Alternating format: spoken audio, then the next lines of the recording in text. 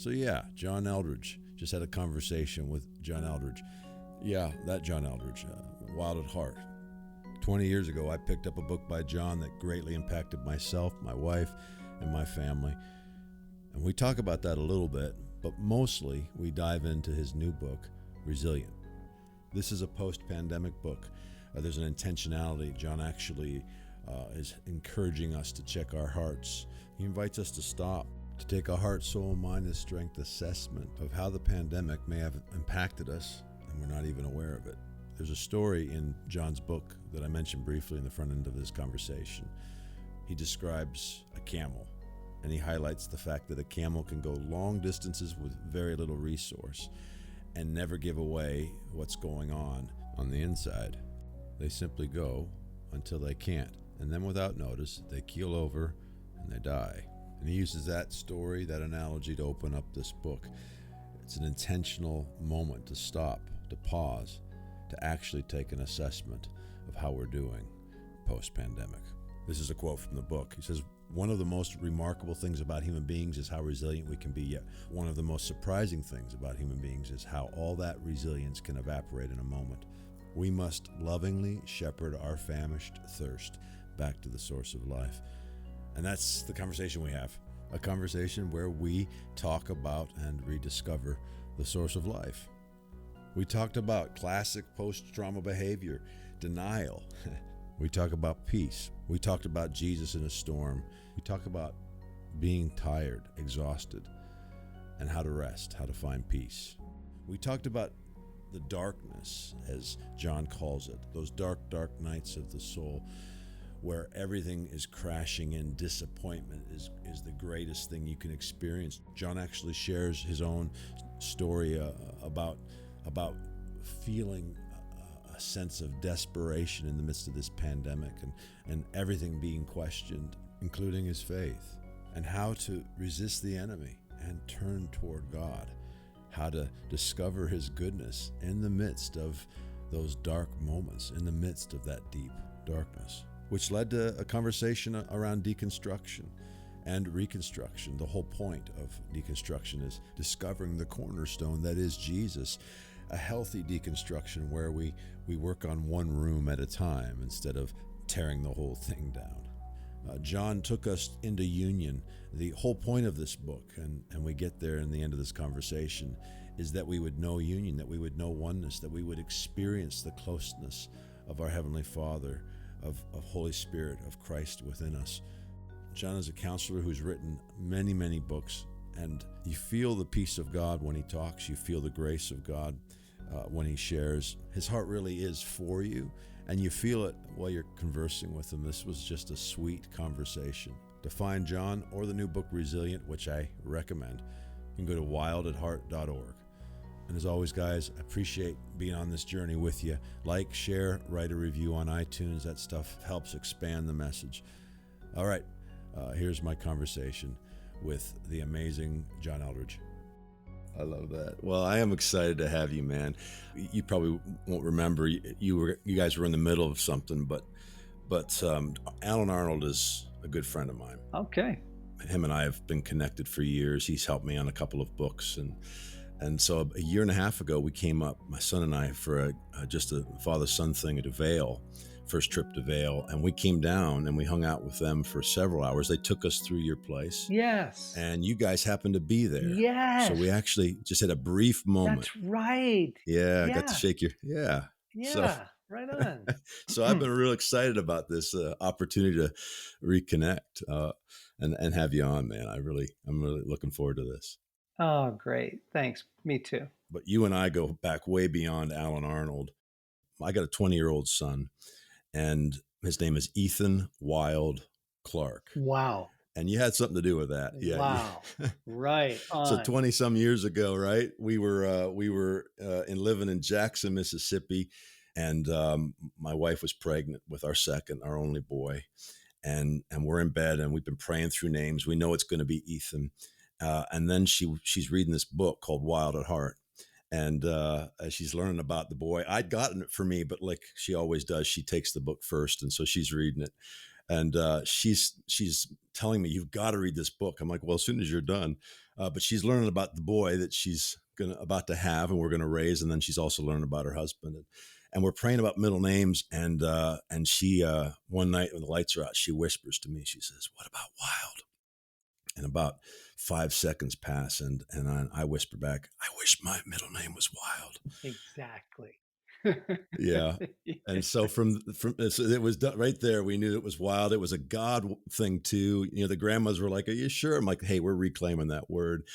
And out of that season came this, and you played a role in this, but out of that season came one of my foundational life's messages. And I wouldn't have put it together until a couple of years later, but it was called Surrendered and Untamed. And that was actually a book that Alan Arnold and I met around. But it was to the extent you live surrendered is to the extent you can live untamed. And when I go back and read it now, I can see you woven all the way through it. So you've played a huge role in our lives, man. And our kids are named Madeline True, Ethan Wild, and Eva Blaze. So it's True, Wild, Blaze, and we see God choreographing our life story in the middle of their middle names. Oh, that's awesome. Yeah, isn't it? So I just want to start this off by thanking you, my friend, thanking you for just the faithful way in which you've walked and the impact you've had in our lives. That was a Thank you. pivotal season, Yeah, that's and beautiful. empowered me to live free. So anyway, I had to start off by telling that story. I love that story. I love their middle names. I love Yeah. Blaze. That's Yeah. so cool. Well, your wife played a role in that. Did you know that? Well, because she's got what is the book she wrote? Stacy. Captivating. Captivating. Yeah. But my wife was reading that book when she was pregnant with Eva, and we knew it was brilliance and fire. We couldn't come up with it, and then Yeah. Blaze was the right name. Yeah. Yep. But John, I know you got a new book coming out. I know you've got a ministry that's actually Wild at Heart Ministries, correct? Yeah, that's Yeah, right. you've actually shifted. I know some of the language and actually the name of the ministry shifted from Ransomed Heart to Wild at Heart Ministries a couple of years ago. Yeah, it was purely a name recognition thing. Right. I Yeah. tell people Ransomed Heart, and they'd be like, "What?" And you'd say, "Well, there's this book called Wild at Heart," and you'd be like, "Oh, my dad loved that book," Yeah. or "Oh yeah, like my son loves that." So yeah. Yeah. And I know you've got this new book, and I want to dive into that. But I thought I'd have you just share a little bit about what you're doing, who you are. I think most folks know who you are, but just a little bit about where you came from and what you're doing right now. And then I've got some questions about this book, Resilient. Yeah, yeah, look forward to the conversation. So, you can't take the journey too far back, but I think it's helpful for folks to know I grew up in an alcoholic home. I was almost kind of a street kid, really. Um, so lots of trauma in my Yeah. childhood story, and had a pretty remarkable encounter with Jesus when I was 19. Yeah. And but it doesn't heal the wounds right away. And so it was in my Right. 30s. I've got young boys, and all the unhealed stuff in me starts coming out. So I went to a therapist, went to counseling, and ended up loving it so much that I went and got a degree as a therapist and became a Yeah. therapist myself. Yeah. And so it was working with people that led to writing about the human heart and about, yeah, wellness and life and freedom that's available to us in God. And then that took off into a ministry that we do now. I don't have a private practice anymore. We do conferences and retreats and podcasts and films, and Yeah. try and heal people's humanity. I love on this podcast, rethinking God with tacos. We added the tacos because I'm not some academic theologian. Didn't want to be taken too seriously, and I think reimagining would be a better word, but rethinking is like Wild at Heart. We tend to, in our Western Enlightenment, gravitate more toward that word than reimagining. But Yeah. we have a lot of folks on, counselors who are psychotherapists are in that field, and I love talking with them.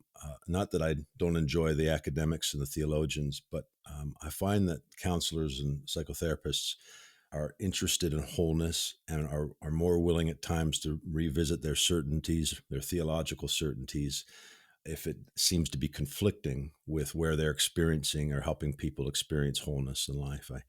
I feel that whenever I'm reading your stuff, and I don't know if you have any thoughts about that, but that's one of those things that I sure enjoy. And what I felt with you, in light of what you just shared, I know this book. I got a copy. I don't know if it's an advanced copy, but I have a PDF copy. So I was diving into it, and I hadn't realized when they sent it to me that it was really, this is a post-pandemic book. This is I consider, when I'm talking to anyone else, I'll consider how they've navigated the pandemic, but I never actually stopped and thought about it for myself. How I might have navigated it, or where there might be actual trauma or Mm. actual real issues that I hadn't processed. And you use the story of, or the analogy of, the camel on the very front end of this book. Everyone has an Achilles heel, and a camel's is hidden. We don't know where it is because they can go 1,000 miles and then just keel over. Could you speak to why you wrote this book, and maybe a little bit about our Achilles heel? Yeah. I think I wrote the book because um, I saw the world moving into massive denial, Yeah. which, by the way, is classic post-crisis behavior, Okay. post trauma behavior. Everybody's just moving in denial, like, "Hey, we're Yeah. free, man. We've got concerts, Yeah. we've got Yeah. travel, we're good. Like we're life is good Right. again." And Right. but every single person I'm talking to at a soul level, every single person that I work with, my friends, my family, my kids who are in their Yeah. young 30s, um, it, Yeah. when they're honest, they're like, "Oh, I'm not back yet. No, my reserves Right. are really, really low. I'm not as creative as I used to be. I'm not as energetic." People ask me to go out spontaneously on a Friday night, and I'd rather stay home. And so I'm noticing these trends. Right.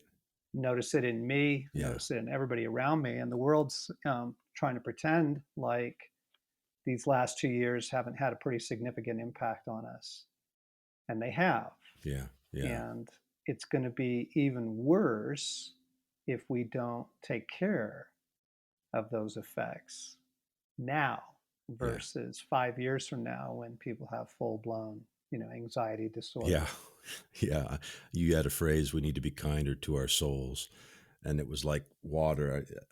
That thing where I just went, oh yeah, man, we are not good to ourselves. And you're right. Yes. We just pick up, we just keep moving, Yes. keep moving. Yes. And this book feels like, it feels like a kindness to my soul, but a real intentionality on your part to say, hey, we need to stop for a second and take stock of what's going on within us, what's going on, what has been going on within us. It really was for me as I was reading it. And I only made it about halfway through. And then today I cheated and got to the end because I knew we were going to connect. But I wanted to know the end of the story, which is good. It's always Jesus, isn't it? Yeah. So, all along the way. Yes, it is. What do you see? For me, if I were looking over the last couple of years, and even before then, I think personally, the pandemic was almost catalytic for me to look at some things I wouldn't have looked at that have come to a head, recognizing disappointments that were ingrained, that were deep, Mm, that suddenly I have to face those disappointments. I hadn't processed it through the context of of this pandemic, but could certainly, as I was reading the book, go, yeah, that's what was happening. That's what was happening. I mean, I see that happening on this podcast. We talk about how that was certainly happening in the institutional church and all those things, but on a personal level, disappointment was something that I was having to navigate. I know you kind of, one of the stories I read, it felt like you were navigating that too a little bit. hmm Yeah, I thought this was really interesting. That the leading researcher on human burnout says that it's not the crises, it's the accumulation of 1,000 disappointments. Yeah, that, I think I highlighted that line. Yep. Yeah. Yeah, and that you see, that's the last 2 years. Not all of us lost someone we love. Some of us did. Yeah. Not all of us lost our jobs. Some of us did. But but there were 1,000 disappointments. Yeah.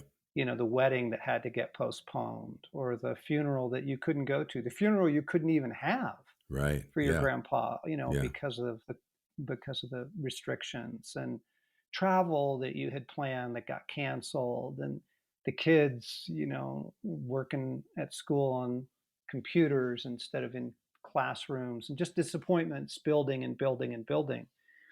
And I think what will help, well, here, let me riff on some of the effects. I'm curious if your listeners begin to identify with this. Yeah. Okay. So, short-term memory loss. You pick up your phone, you don't remember who it was you're going to text, Yeah. right? Right. Yeah. Yeah. Or you go between tasks, like you're humming along answering some email, but then you shift to answer something on Slack or on Instagram, and Right. that's where you don't even remember what it was. It takes Right. it takes a Right. minute. Okay. Loss of a sense of time. The sense of, wait, it's Thursday? I thought it Right. I thought it was Wednesday. Like, okay, so what I'm beginning to name, these are actually classic trauma symptoms. Okay. Okay. Yeah. Um, no margin for irritating people.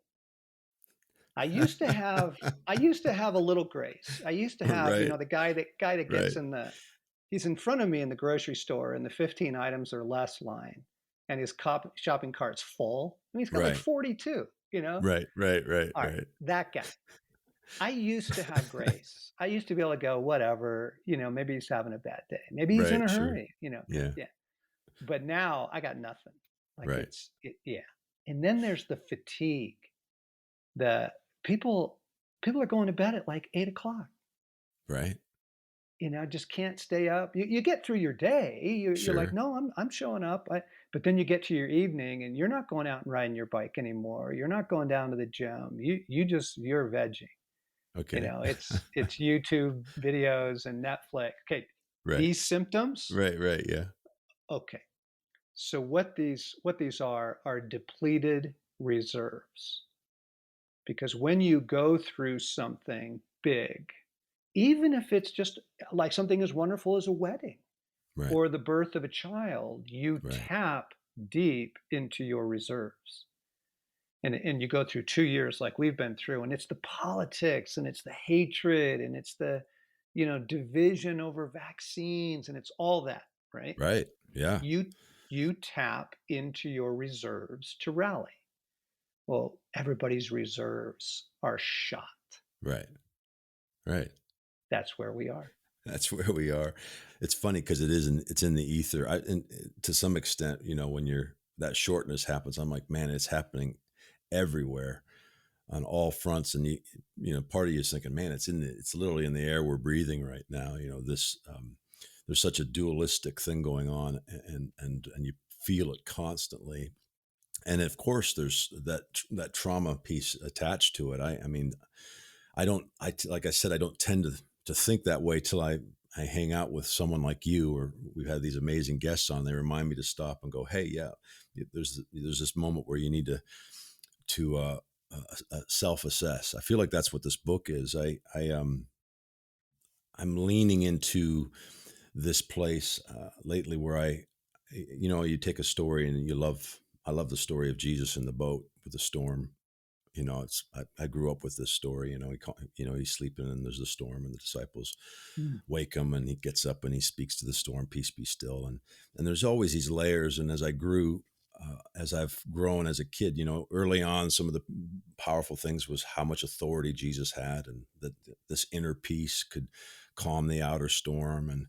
But to be quite frank, the thing that most fascinates me at 48 years of age, right in this season of life, is I'm kind of fascinated by the fact that if Jesus only did what he saw his Father doing and only said what he heard his Father saying, in that moment, God was sleeping. Yep. And I find that such liberty in that idea that I'm not actually here to calm the storm. Sometimes I'm just supposed to take a nap, and that is Yep. the most powerful thing I can do in this moment. Of course, you can't do that unless you are experiencing this union, this oneness, this closeness to your Heavenly Father, to the Holy Mm-hmm. Spirit, to Jesus in the first place. And for me, I know that's a Bible story approach to it, but I think that that's the thing that we're finding, we're awakening to, and I think that's the direction you're taking the book. Obviously, I didn't get all the way through it, but I know that the whole point is that we find Jesus in this journey. I'm writing a book right now called titled "Leaving and Finding Jesus," in which I am realizing as I was reading your book, I'm like, yeah, you know what? I'm writing a post pandemic book, and Yes. that there's this trading of this God that is someone I strive to be with, and awakening to this union with Him. That a removal of the things that are unhelpful to me, and a finding of this reconciling nature of God, if that makes sense. And I feel like we're in a huge process as a church of leaving and finding. Yep. So what's fascinating about the storm in the boat story is he is exhausted. Yeah, yeah, He's exhausted. He's right. conked out Yeah, in a storm. right. Yeah, Okay? right. He's exhausted. Yeah. And it just helps us remind that his humanity was real. Yeah, He's not yeah, faking it. yeah, The incarnation, he's not faking it. It's real. He's pouring out, giving to people, loving people, yeah. forgiving really irritating people. He's gassed, Yeah, you know? yeah, yeah, And so I think that's really significant, and yeah, maybe some hope for us, right? Because I think people are pretty gassed right now. And yeah. well, the quick test of that would be just run this through your emotional grid. Tomorrow, a new pandemic breaks out in the world, Right. and you get the emergency notification on your phone that everybody is going back to their home again, Right. their What's happening? apartment, Right. right? Right. Yeah. And we are locking down the world again. Right. Just put yourself in that moment and go, do you have the reserves to do it all again? Right. That's a good question. What's going on in your heart right now as you say that? Is anxiety rising as you? Oh my goodness! Because you start to say that, and I'm like, oh Lord, that anxiety starts to rise. Yeah. Yeah. Yeah. Yeah. Yeah. Yeah. Most people, when I do that with them, most people are like, I don't even want to talk about Exactly. Exactly. it. Don't Yeah. nope, Get nope, behind don't me, want to talk Satan. about it. Yeah. Tell me where you're going for vacation this summer. I don't want to talk about it. Eh, yeah. Okay. So let's just be real Yeah. about how we're doing, Yeah. right? Yeah. Be real about how we're doing. And then I think that thing, actually, you opened up an enormous category with leaving and finding, because Yeah. we are in the midst right now of, um, well, between you and me, I think we're in the midst of the great falling away that Okay. Paul foretells in Second Thessalonians chapter 2. Okay. There are, particularly among millennials, but not just among millennials. I mean, my phone, like, I'm getting texts and emails from mature believers, people who have walked with God for 40 years, saying, I think I'm Yeah. done. I think I'm done. Yeah. Yeah. And Yeah. and then you've got the movement of like deconstructing your faith and that kind of thing going on in the younger Yeah. people. Yeah. And what folks are not connecting here is that, um, you are depleted, and then real heartache comes in. You're still single and you didn't want to be. Your mom Yeah. still got cancer even though you've been praying, and there's some heartache gets in our fatigued condition, Yeah. and the enemy pounces on that in a moment because we're vulnerable, right? Yeah. Yep. And Yep. there is this thing that's, you were talking about, in the ether. What's in the ether right now is something that I would name as desolation. It's an emptiness, a bereftness. It's a hope doesn't come easy. Joy feels pretty elusive. Faith feels just dumb. Right. It just feels dumb. Like, and this is rolling through the world while people are pretty clobbered and gassed. And now they're making agreements with, well, maybe, maybe all this stuff isn't true. Um, and so they're not leaving and experiencing. What were the words you used? Leaving and Leaving finding? and finding. Yeah. Yeah, they're Yeah. not leaving and finding. They're just leaving. Yeah. Exactly. Yeah. Yeah. Yeah. I would say, where that title came from is that as you have had as well, 2 years ago, on the front end of this, I had a friend call, and it started a 2 hour conversation with, I'm leaving Jesus. That's where it started. Yep. And in that conversation, I've been a family pastor, so I over the years learned in many different counseling. I'm not a counselor. I always say I'm a family pastor, which means I did a lot of the same things, got paid a whole lot less, and don't know what I'm doing.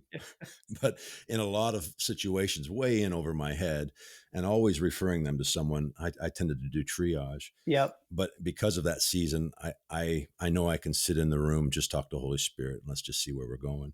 But in that conversation for an hour and a half, she gave me all the reasons, and a lot of them, through the paradigm, through the lens through which she was looking, they were all fair. Yes. And at the end of that conversation, through the Holy Spirit, I felt led to actually. She came back like a lawyer, made her case again. I'm leaving Jesus, and paused and had called me, hoping I could talk her out of it. But I knew principles weren't going to do it. Yep. She was a driven personality. She tried everything. And so when she finished saying that, I said, I think you should. The Jesus you're talking about is killing you. And it shut her up long enough for me to then begin to say, but the Jesus that but you don't want to hear me say that, because the Jesus that you've met, the one that you experienced, the one that is ministered to your heart, you know that is real. You know that. And we began to talk about this God that loves, this God that's good, this God that's restoring, this God that reconciles, this God that she doesn't have to strive to get to, that she actually is already in. Mm. And a lot of what I've found in the last, and I'll say this podcast is, we tend to be talking to those folks right now. In fact, you use that word deconstructing, and a lot of folks that are listening right now would use that language. And for me, I'm like, well, if we're going to do it, let's deconstruct well, so we find the cornerstone, because that's the whole point of, if you're not deconstructing to find the cornerstone, then as you said, you're just deconstructing and you're just making bigger messes. And but I think that there's a real shift taking place right now, and a lot of folks are listening, who are doing that thing where they're stopping and they're checking their heart, and they're disappointed, and they're disappointed with maybe their understanding of God. Mm. They're certainly disappointed with their circumstances, Mm. and they don't know what to do, and they're tearing it all down. And as you said, I think we are in a huge shift. I think we actually are in the midst of a reformation, but I'm sure you can speak to some of this. Yeah. I really like your approach, um, because most of what people are rejecting is religion Yeah, or religious BS right. that they were brought up with or given at some point in their life, and it's not helpful. And they see the hypocrisy and they see the Yeah, injustice, and they go, man, this is, what are you talking about? right. Like, that's just a load of crap, you know? Yeah, And you go, yeah, it is. Yeah, it is. But Jesus himself, the person of yeah, yeah, Jesus, is not that stuff. yeah, He doesn't like it either. yeah, yeah. So I do think, yeah, that's good. There's a healthy deconstruction, there's a healthy critical thinking, there's a Right. healthy re-examination of stuff. Yeah, But you don't tear your house down because you don't like the look of the paint on the walls. right. Like, you got to have some place to live. You Right, know, right. you go, whoa, let's take this a room at a time. Yeah, You know, yeah. let's do the renovation where we still got some place to live That's and so good. stand. And so Yeah, you don't want to abandon hope. You don't want to abandon the conviction there is a God who is so deeply for you yeah. while you work through. Because I mean, in my experience at least, all of it is based in some heartache. Right. And this is what happened to me. I talk about this in the book. I got clobbered by this, um, last summer. And Stace and I were in some just real heartache in some very, very close relationships. Yeah. And the thing that made it worse was that as we prayed about it, I kept hearing God say, "It's going to be fine. It's going to be fine," and it wasn't fine. It wasn't, and Right. it wasn't getting Right. fine. Right. It wasn't moving towards Right. fine, you Right. know. And so not only did we have just broken hearts, but we also had the confusion of, wait a second, God, I thought you said you were going to fix this. Right. Wow. And then that's the moment, you see. It's the feeling of betrayal by Yep. God. It's the Yep. feeling, that's where people are really, and again, you either believe that there's an enemy or you don't. You believe there's evil in the world or you don't. And I don't know how you explain it away if you don't understand there is a darkness, there is a power, there is a prince of evil who has a whole army doing all kinds of things, right? Like human trafficking and slavery and all of the violence in the world. Yeah. Okay. Yeah. That guy jumps on you and goes, gotcha. Right. And so for me, I'm sitting in a parking lot in a public park and I am going down, sitting in my Right. truck. Yeah. And I just start sending the Mayday texts. Hmm. I'm like, I know what's operating here. The heartache is real. Yeah, it is. Yeah. The confusion is real. Yeah. Phew. But this stuff that I now feel rolling over me, the darkness, the blankness, the desolation, this is from the kingdom of darkness. Hmm. And I'm not going to find my way out of this heartache while that stuff is all over me. So, Mayday, Mayday texts to friends saying, you got to pray for me. I am not in a good place. And then I just began to pray. And my prayer went, God, come into my heartache. Hmm. And I reject this desolation. Yeah. God, come into my heartache. And I reject this Yeah. feeling, this dark cloud that's coming over. And after a couple weeks, that cloud really began to break up. And then I was able to deal with my heartache with the God who loves me. Yeah. Yeah. Without the presence of that darkness. And your love is revival. You're shaking the ground. Hey guys, I'm interrupting this podcast for just a minute so I can invite you to partner with us by giving to A Family Story. A Family Story is a 501, a nonprofit, and it's our ministry. And it's what allows for me to produce this podcast and other regular content. We've been living this faith journey for a long time, but 2014 was when we officially stepped away from the traditional pastoring approach to full-time ministry. It's been fun. This journey's been wild. And this last year was no less faith-inducing, with COVID affecting travel and speaking. And it's been good, because hey, we started a podcast. Our passion is to create content catalytic for an encounter with the always good, transforming, reconciling love of our Heavenly Father.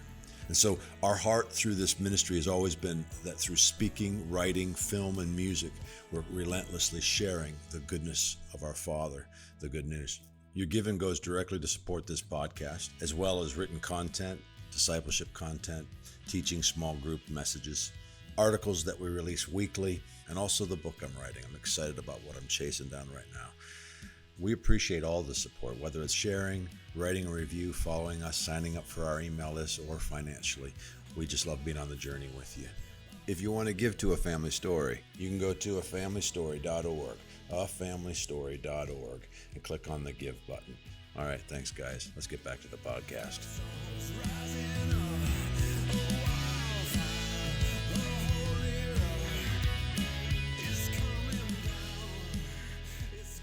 I love that.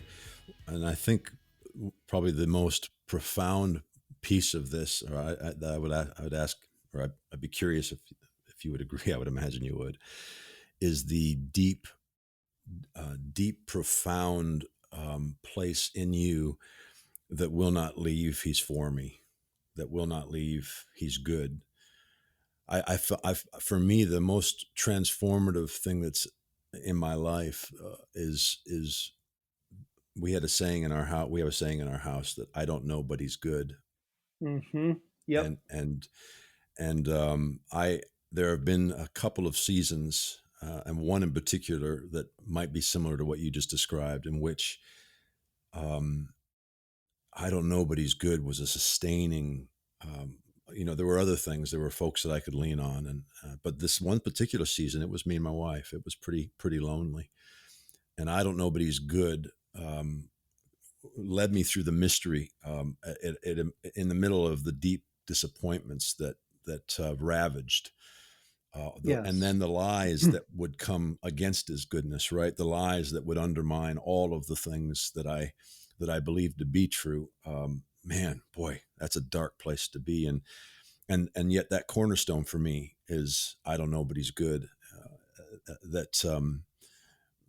I use the Emmaus Road as the guide for this book I'm writing, and this idea that Jesus doesn't have an ego. He doesn't need you to know his name to walk beside you.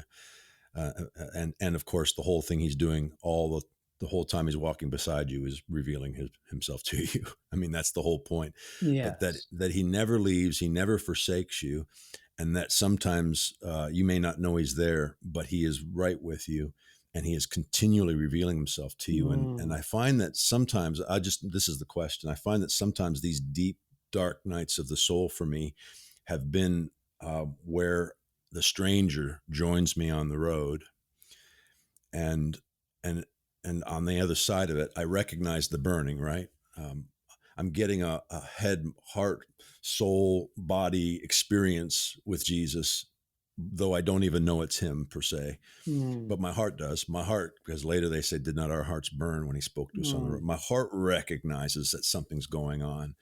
And on the other side of that, I get a fresh revelation and freedom from something that maybe an idea I had about him, an idea I had about myself.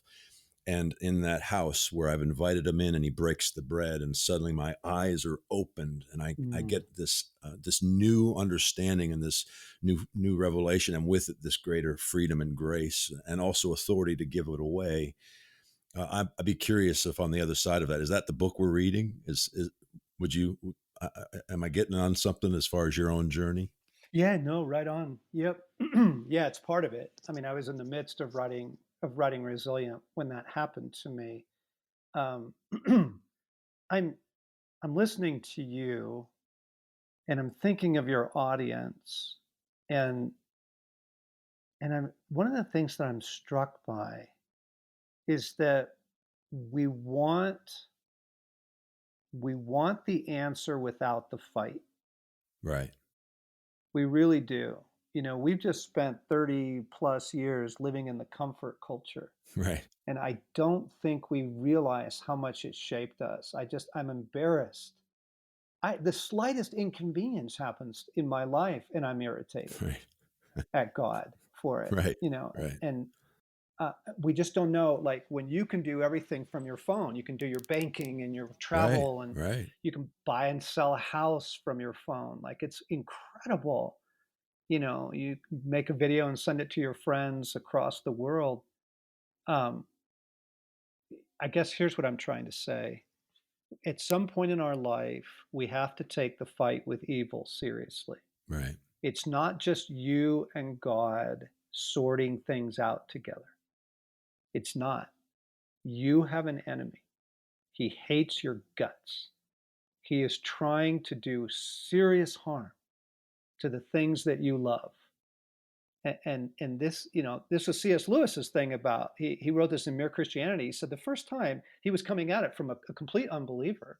Yeah. He said the first time that I read the New Testament, I was shocked at how much it talked about this dark prince in the universe that was supposed to be behind all of the suffering. And I'm like, right, exactly. No, I'm sorry. I don't want to interrupt you. Well, I'd go on for 6 hours, but just the point I'm making is, look, folks, like you can't play at God. You cannot play at your own personal heartache and not take evil seriously. Yeah. You have to deal with it. We have conversations on here that I'm not interested in heady conversations. I'm a relational theologian, right? So I'm not interested, really not interested, although they tend to be things that folks care about, conversations about hell, or I'm like, man, hell's a real thing. I mean, all you have to do is look down the street to know it's a real thing. All you have to do is live a few days on this planet. You can feel it. That thing you're talking about, to me, that darkness, that thing that overwhelms us, first and foremost, and I think where this is where some of that deconstruction is happening. Our battle isn't against flesh and blood, No. and a whole lot of what we've seen is about us and them, for or against, and it's Yep. almost always the church known for who they're against instead of what they're against, and the fact that they're, they've made them one and the same thing, and so there's Yep. that hypocrisy. But the other side of what you're talking about is, oh yeah, there's darkness in this world. You can't close your eyes to it, and it is a very real thing that we've all experienced and tasted. And the thing that burns in me, the thing that I'm running at, is I think that great darkness, the first lie it ever told, is that we're separate from God. That first lie that ever was introduced to us is that we aren't one with Him, that we aren't valuable, that we aren't worthy, that we aren't. And so a lot of what I run at, and what I'm passionate about, is that folks would see that, but all for the purpose of, so they would know their value, so they would know their worth, so they would stop participating with the sin, which is a lie of separation, the lie that we aren't connected, that we aren't good enough, and that is impacts everything, every aspect of our life. I agree with you. We're in a great battle.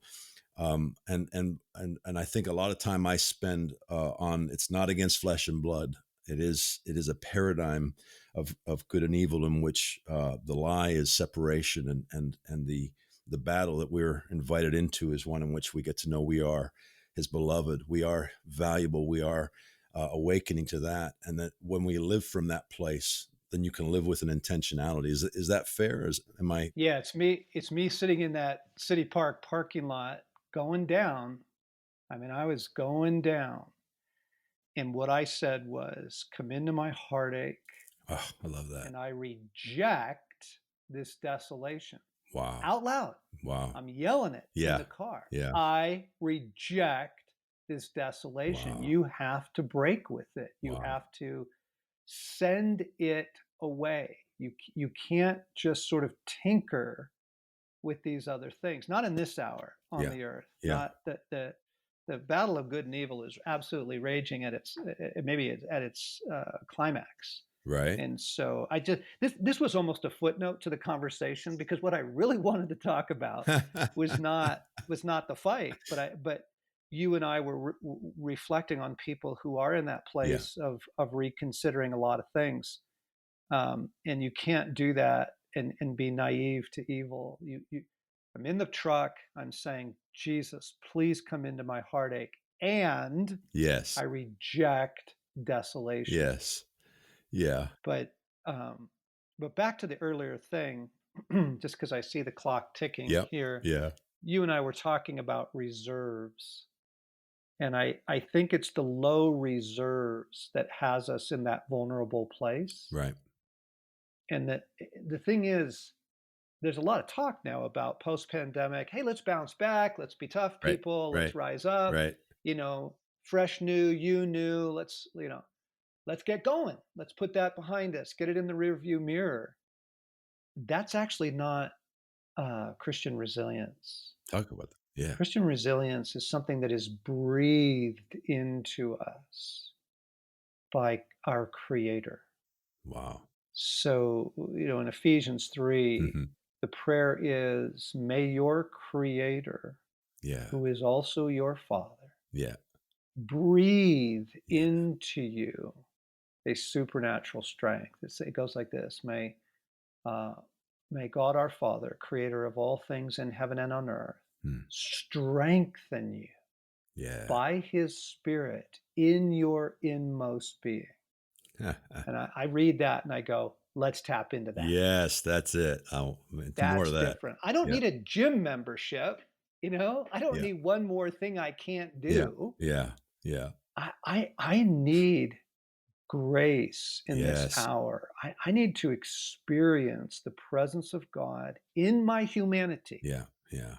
restoring, renewing, strengthening. That's what got my attention.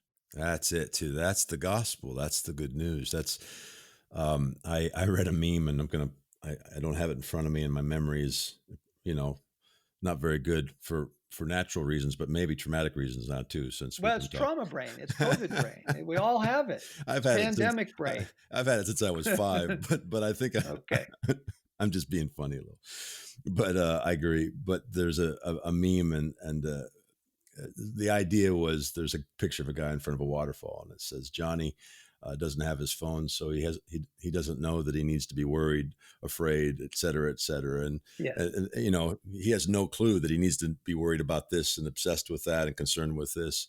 Somebody help Johnny get him his phone, basically, was the idea of this Yes. thing, and so I wrote an entire article basically saying, hey, we need a waterfall, like it's time to go find our waterfall. And essentially I don't need the Jesus that flips tables. I don't need the Jesus that is sleeping in a boat. Really, what I need is the Jesus that's just one with Father, my friend. I just need to spend some time in his presence. I need to be overwhelmed with his affection. And it's that thing you're talking about. Ephesians 3 is probably my favorite chapter of my favorite book in all the Bible. It's the one where we get to be filled to the measure of the fullness of God. And then goes on to talk about the measureless nature of God. Now to him who is able to do immeasurably beyond more than all we can. So it's this, if we could be filled to that place that is actually, we can't even have the capacity, because it's this, I love that he gives us measurements and then said it's this measureless thing. Yeah. So you can't even get your arms around it. I think that's what you're talking about, eh? Yep. And I think what I want to say to folks with all love and assurance is that it is available. Amen. It is available. That the strength of the presence of God inside your own humanity. Because one of the things that does need rethinking, one of the things people are discovering, is that the offer is not to become a faithful follower of Christ. Yeah. The offer is not to become an advocate for justice. The offer is union. Yeah. Your being, what it means to be a human person, your being is designed to be united to the being of God. That's it, man. That's it. That's it. And I am the vine, you are the branch, right? And then Jesus ups it 2 chapters later when he says, I pray that you would experience the same union with me that I have with my Father. Like it's an actual integrated being. Yeah. And I think people are really embarrassed by their neediness. I think they're embarrassed by, I need help again today. And then I need help again tomorrow. And then but that's the nature of our humanity. You need to sleep, you need to eat, you need to, drink water every day. You have to breathe all the time. Like you are created to continually receive the life of God. Yeah. That's what we need to discover. Yeah. That's why I wrote the book. Yeah. And that's what I'm writing. It's about union. It's the invitation. Yeah. It's the, I pray that you would be one, just as we are one, just as I'm in the Father and the Father's in me. He goes on to say, so that the whole world may know that he sent me, so that the whole world may know. What does evangelism look like today? It looks like sons and daughters, fathers and mothers who are confident in his affection, who are living awakened to their oneness daily, and then living that out on earth as it is in heaven, as sons and daughters confident in his affection. I'm convinced of it, and man, that's the piece that I was looking. I have your book all lit up because you went through some real practical ways to do that near the end of the book, and I appreciate the practical applications, and I can't find it. I'm scrolling through. I think I highlighted too much. Do you know what I'm talking about? Yeah, I did. There's a whole chapter on how do you come into union. But folks, we can make this really simple. Simplicity. Yes, please do. you make choices every day that either strengthen or erode your union with God. So, too much media erodes your Yeah. union. That's Yeah. Johnny at the waterfall looking at his phone instead of the Right. waterfall. Okay? Yeah, that'll do Right. it. That'll Yeah. Yeah. erode that will erode your union with God. Your Yeah. literally your soul's union with God. Okay? Right. Quiet in the morning. That'll heal. Yeah. That'll heal your union. Music, a walk in the Yeah. trees, getting to the beach, that'll help. There we can make choices every day that Yeah. strengthen our union with God. And it is from our union that the resilience flows. That's it.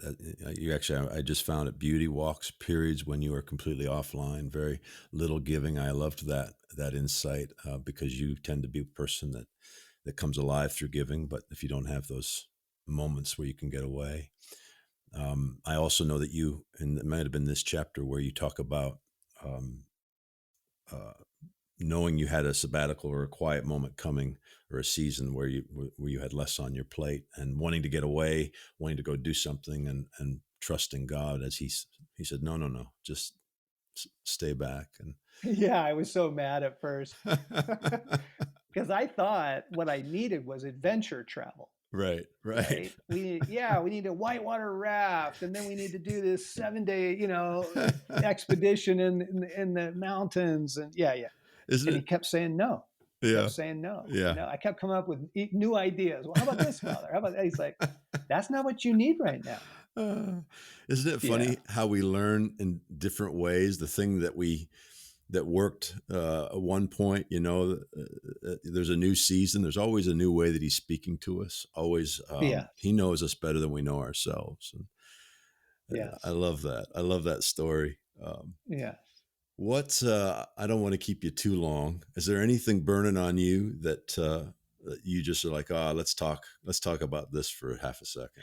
Well, I loved what a friend of mine, she's coming out of some very, very difficult health struggles. She's had Lyme's disease for a very long time. Okay. And she was saying, everybody in the health industry will tell you early treatment is better than letting something go on Yeah. and get bad, and then you Yeah. go in and try and fix it. Early Right. treatment, right?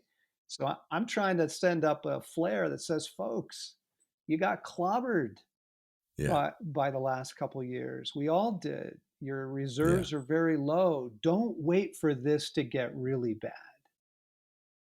Now's the time to begin to, and you do have summer. We've got summer. So Yeah. let asking God to help us come back into that union, Yeah. replenish our reserves. Yeah. Yeah, early treatment, folks. Let's not wait. Yeah. So good. That's uh, the way that I navigate this. And I may have shared this before is, my mornings, first thing that I do when I wake up, and I've been doing this for a long time, is Father, show me who you are right now. Show me who you are, in the context of, I know he's good. And his goodness doesn't deviate to the left or to the right. So that's built into the very bone, into my bones. Show me who you are. And then show me how you see me today, knowing that he's pleased. And then from there, I like to lay on the floor for 10 minutes. I've got a neck thing I do for early treatment for my chiropractic. Yes. One of those things I'm doing, but I lay there and I just imagine his presence. I imagine his pleasure from the top of my head to the soles of my feet. And then from there, my day is trying to navigate the day in the awareness of our union. Man, you talk about grace at the grocery store, and the evidence that you're not when you're in a grocery store and your fuse is short. Oh man, I am that's a great way to go. Oh, I'm outside of that place of rest, that place of union. Yep. Yeah. I love that. Yeah, right on. That's really good. Man, I think I imagine you could do this for hours, but I don't want to keep you too long. Yes. When does your new book come out? When does I'm working up the final edits right now, and in September. Far out. Congratulations. That's great. Yeah, I'm excited about it. Right on. Yeah. Hey, I'm going to share all of this on the front end, but where can we find you? Just a little bit of that information. Yep. Easy. wildatheart.org is where we are. We have a podcast called the Wild at Heart Podcast. But let me give folks a really cool thing. Yeah. So we built an app called the 1 Minute Pause. It's free. Okay. Get it at the App Store, the 1 Minute Pause. And it's got these series of these beautiful kind of music, contemplative prayer pause moments in it that you can just enjoy in your day. Wow. Wow. We just released a new feature called 30 Days to Resilient. It's a morning and evening experience of about 8 to 10 minutes that is phenomenal. It's like part soul care, part reflection, part contemplative prayer. It is killer. Wow. It's free, Awesome. people. It's free. And it's for that free. in that moment where you need to take a step back. I love that. Yeah. So 30 Days to Resilient on the Pause app. I really recommend that. And is this book out? I didn't know if it was out yet, or is it about to be? Okay. Yep, it's out. Wonderful. Hey, before we go, it's Rethinking God with Tacos. You a taco guy? I love tacos. Of course you do. One of my favorite things, man. Yeah. Describe it. Describe the perfect taco. Where would I get one if I was going to come have a taco with you? Well, Cabo Taco in Steamboat. Okay. It's on the river. They used to be in a little gas station. They finally got a name. People finally realized it's this American guy and his Hispanic wife. His wife is this phenomenal chef. Nice. And they make killer food. But then they got a building right on the river. And so you can sit out on the deck. Wow. You can have your tacos as the river's going by. It's one of our joy moments of the summer is to get there. I love it. The aesthetic too, everything about it, not just the taco. It's all there, man. It's all there. Yeah. I love it. Awesome. Well, I do. I keep a collection of these, so if I'm in that area, I will be looking. Do it. But it's been incredible, man, connecting with you, having you on the podcast. Yeah, very grateful for your time, and I just pray favor and grace over you, man, likewise. these days ahead. Likewise, you too. Hey guys, so glad you joined us on Rethinking God with Tacos. You can find me, Jason Clark, online at afamilystory.org, where I encourage you to sign up on our mailing list. We send out an email twice a month letting you know about new podcasts, articles, and new books or products that we have coming out. Plus, occasionally I'll keep you up on my schedule where I'm traveling. My Twitter handle is @JasonClarkIs. I'm on Instagram under the same handle, and you can find me on Facebook as well. Hey, all of these podcasts are available on all the platforms, iTunes, Spotify, Google. If you could, like and share across all your media platforms and write a review on iTunes. It really does help expand the message and build the audience. Hey, love doing this journey with you. Praying grace and wonder over you today.